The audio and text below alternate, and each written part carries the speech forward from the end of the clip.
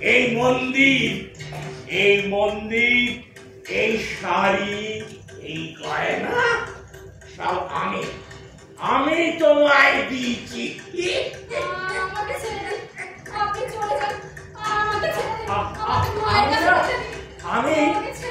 আমি ভগবানের বিশাল ভক্ত, আর তুমি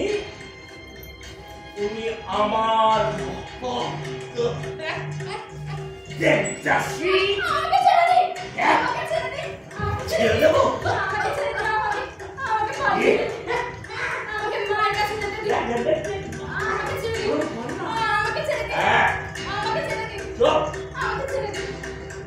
কোনো কথা বলেনি তোমার?